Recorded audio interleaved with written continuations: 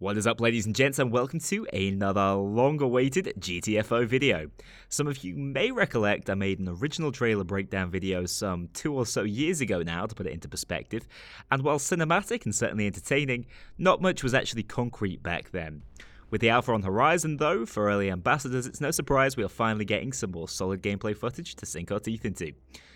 On October the 14th, IGN finally posted this 15 full minutes of GTFO gameplay, which I am now going to break down for you. Hopefully, we can learn some more of what to expect from this upcoming co-op survival title, and I can pick out some tiny details you may have missed on first viewing. Let's first of all start off with the cinematic teaser trailer. What I think this essentially is a loading cutscene for the mission that IGN later uploaded. It shows off the levels of this massive underground complex we're going to go diving into, as well as some mission and objective information. From here we also get to see a lobby screen giving us some idea how character customization and loadouts will work, alongside some minor RPG elements. Weaponry is divided into classes. We see assault rifles, pistols, revolvers, shotguns and snipers here, and we'll have a look at more once we get into the mission itself. Within these classes, there definitely looks to be some weapon variety and choice, which is definitely a good sign if you enjoy building up a favourite character setup and build. We can bring a main weapon, a special weapon and a tool, alongside selectable melee weapons. And there also seem to be additional utilities such as the ammo pack, obviously not too dissimilar to Payday. Once you've picked your desired squad and setup, you head straight into the depths of the compound, and this takes us over to the gameplay trailer. So this opening cutscene gives us a great impression of the game's aesthetic, while also conveying this dive into the depths the characters are taking. Atmosphere seems to be the primary takeaway from the visual style. The dreary weather, coupled with excellent lighting, sets up a fairly unique tone, maybe best compared to, I would say, the Metro series. Whilst not spectacular graphically, it's certainly not generic, it's a step up, and it will definitely be runnable, I imagine, by most modern machines. Immediately after the player characters have landed in the compound, there's a ton to take in.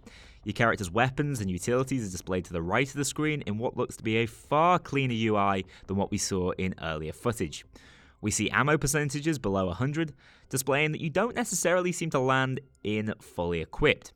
We also get information on mission objectives, here labelled Warden objectives. In this case, it's to find the hydrostasis unit and retrieve a DNA sample. The specifics of these become clearer as the mission progresses, which I like to see. There's a little more detail here. It's also worth noting that we can hover over teammates to view their health and ammo counts, making cooperation more implicit without the need for as much communication. Here it is undoubtedly worth mentioning weaponry further, of course being a massive part of this sort of game. We see 3 distinct melee weapons, a sledgehammer, a maul, and one called a gavel. The fourth is missing, suggesting that potentially fists are an option too. In the primary slot we see a DMR, an assault rifle and an SMG, as well as the pistols we saw back in the teaser. And in the special slot we see a revolver, a shotgun and a sniper rifle. All of these appear to be named, suggesting there are multiple options for each class of weapon. The general weapon design is somewhat futuristic, whilst clearly drawing on modern weaponry for inspiration, and I personally really like the look of them. Later on in the gameplay, we also see some additional loadout options, including seafoam grenades, ammo bags, fog cleaners, and glow sticks, and I'll get into those more later when we see them in use. In the following section, we get to see the first tool in action, the awesome-looking bio-tracker, which functions somewhat similar to a heartbeat sensor, if you remember that from the old Call of Duty games. It displays a signal from enemy units, giving exact locations and movements to the user, even without direct line of sight. This is going to be excellent for stealth sections, and we see later on that it also has additional combat applications. Next, we get our first look at the enemies in the mission. These early ones seem to be relatively basic, having a simple melee and ranged attack. They also go down in a single melee strike, which, as we can see, is chargeable just like in Payday 2. We also get to see a detailed world map, which expands alongside your exploration. This map gives accurate teammate, objective and utility placements, as well as an overview of squad loadouts and health, which we see on the right. I think this gives some indication of the scale of individual missions in GTFO, especially when compared to those in Payday 2. They're probably fairly massive to require such detailed mapping. There are likewise some early signs that there's some degree of routing choice, or at least different ways to traverse the mission area. Player choice and variety is something I always like to see and will welcome it wherever possible. Back onto the core gameplay mechanics, let's talk the stealth section we see here. Just quickly before that, let me just stress how awesome this enemy looks here. It's one of the first we get to have a good look at.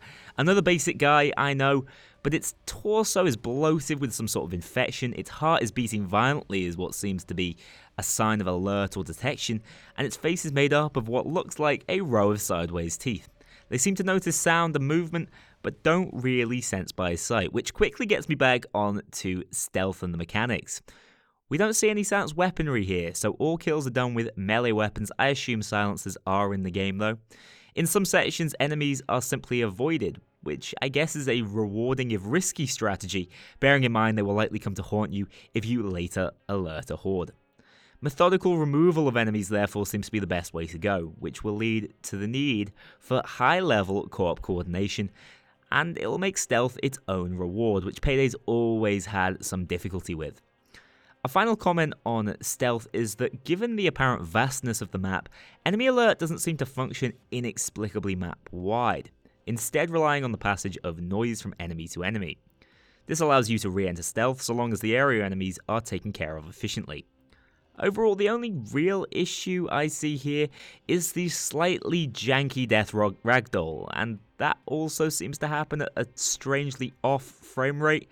This doesn't look like it belongs in a game that's been gritty and gory up until now and has been particularly atmospheric in this section. I also think the animations appear to loop too obviously and could generally use some tidying up. There we go. This door leads to zone 13, but we need a key card to open it. Key orange 153.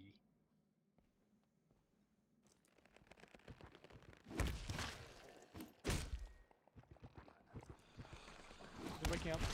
Oh, they are? Yeah. Yeah, I can hear them screaming. Oh, yeah, they are. Can we melee them? Oh, okay. Oh, There we go, lad. that was my bad. It's okay. We're good though.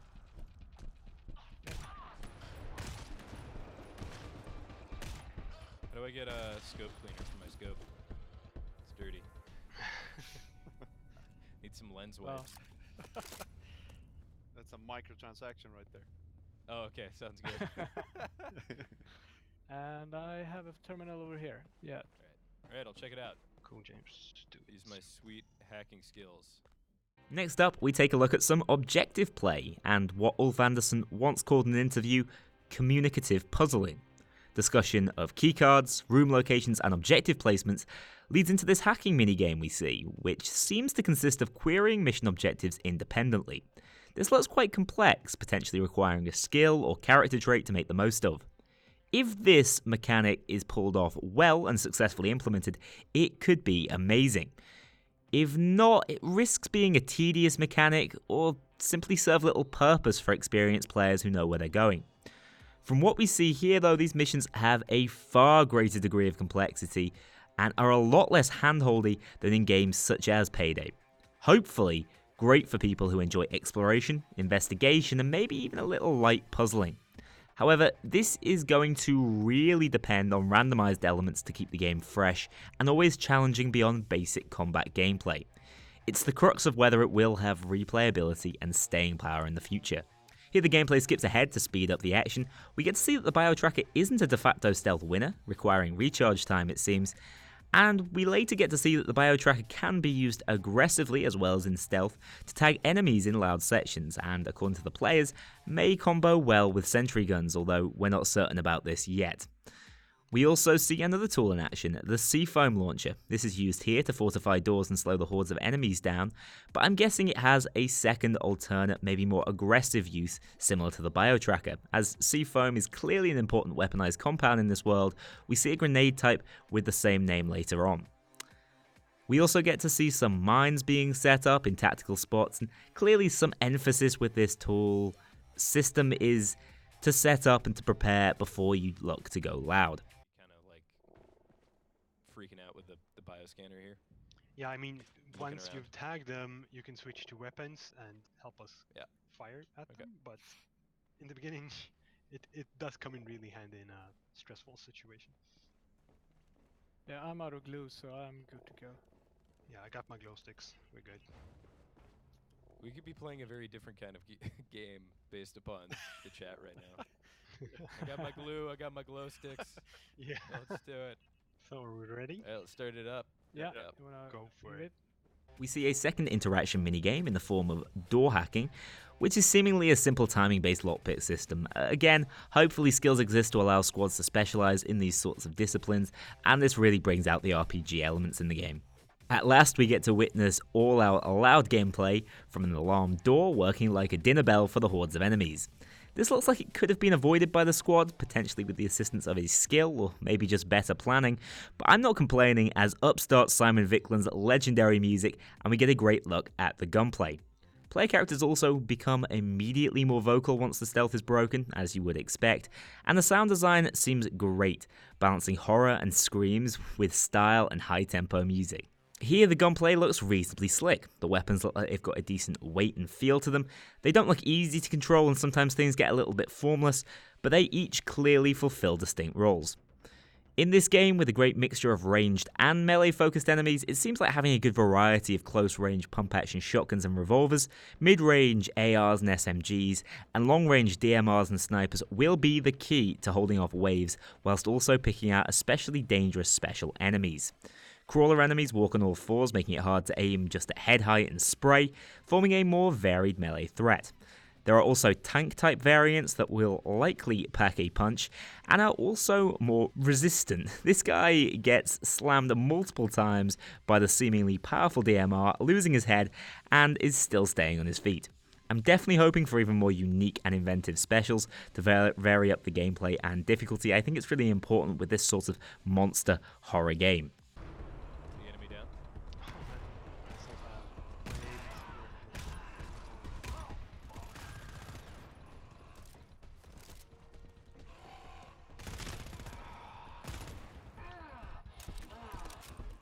Got it.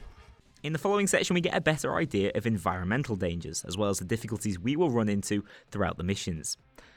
Extreme darkness and thick fog create both atmospheric tension and require planning and equipment to best prevail against. We see one squad member make use of glow sticks to permanently light up areas with a greenish glow, and flashlights actually have a genuine purpose here. Similarly, we see the throwable utility fog repeller.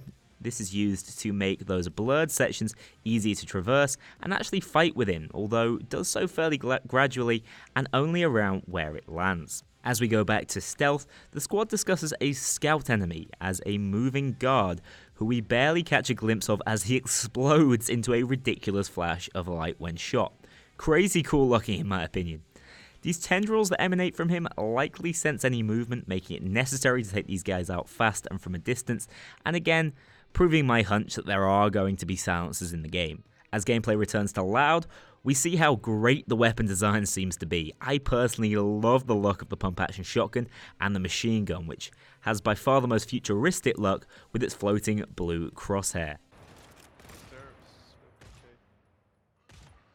I can still hear more of them. Yeah. Let's come from back. Just back in front.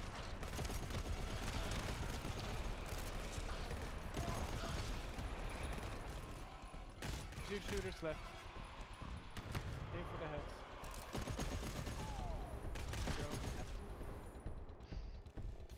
Yeah, I'm checking. Nothing on the bioscan, so we're Now for our final skip towards the main objective. Here we see bioscans, which seem to be a group holdout section that allows further progression into the facility. Here we see the first player go down before being revived a la most co-op games. Difficulty here is obviously not certain, but the dev team does have somewhat of a reputation for creating large challenges, and that seems to be the case here, this guy getting downed after just 3 hits. Finally, the whole team ends up wiping, ending the mission in what seems to be a massive difficulty spike. It's not a huge worry, because I imagine this sort of game will function around difficulty spikes, and depending on how prepared you are, this kind of thing can happen in a heartbeat. It seems like we only saw a tiny amount of what this mission held, however, which I'm a little bit disappointed in, seeing as how no primary objectives actually saw completion. And that ends the 15-minute gameplay segment. I really liked the way it was shown. It was a fantastic split of following objectives, sneaking around the atmospheric environment, and fast-paced combat. I also love how much it sounds like the squad are just actually enjoying the game, most notably the IGN reviewer. The game has all the foundations to be a classic in the wider co-op genre, let alone the survival horror co-op genre, and it's easy to make comparisons between this and Left 4 Dead crossed with Payday, meaning that fans of this channel should likely keep a close eye on the release date. Speaking of, that is one of the few details we are lacking. We know the game will initially launch in an alpha state, probably not too dissimilar to be honest to how Payday 2 launched, and the scheduled date on Steam still suggests 2019 is when we can first get our hands on it. However, patience seems to be the name of the game, and I can see some further slight delays, which I personally would be comfortable with. It means we are getting a more polished product. The release of this sort of game is going to be so important to its longevity, but the formula they have in place, according to this gameplay reveal anyway, suggests to me that so long as it's not a buggy mess, there is sure to be a ton of fun to be had here. To say anything for certain, we need to see more, be that in the form of information or footage. Most will likely need more than the 50 minutes we've seen today to seal a deal on a purchase, so hopefully 10 Chambers can accommodate soon enough. In terms of slight criticisms and tweaks I can levy on it during the 15 minutes we just watched, the focus has to be on animation polish. Death animations are a little bit off. I don't have any issue with arcadey ragdoll, but throwing in some more solid animation may lend weight to the gunplay. Co-op partners also seem to animate a little too Payday for my liking, and my other slight fear is that those who enjoy solo gameplay will miss out slightly here. With the emphasis on cooperation, are those without friends to play the game with going to end up suffering alone or be forced to play with unhelpful randoms online? I don't know, that is a slight worry. However, only time will tell for GTFO, but as it stands, I'm exceedingly excited to get my hands on the game, and I think you should be too. If you are interested in getting early news regarding GTFO as we move towards the alpha release, not only should you subscribe to this channel, but down below in the description you can find all the links to join the Discord server, subreddit, and ambassador page, so you can get involved as soon as possible. I'd also greatly appreciate if you guys would like and share this video around. I desperately want this game to receive the attention it undoubtedly deserves, and that would of course help me out immensely as well. Finally, ladies and gents, thank you for being patient with me.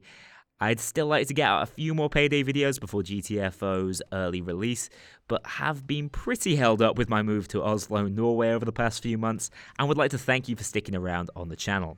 Again, I hope you enjoyed this video, I hope you're as excited for GTFO as I am, and I hope I'll see you all in the next video.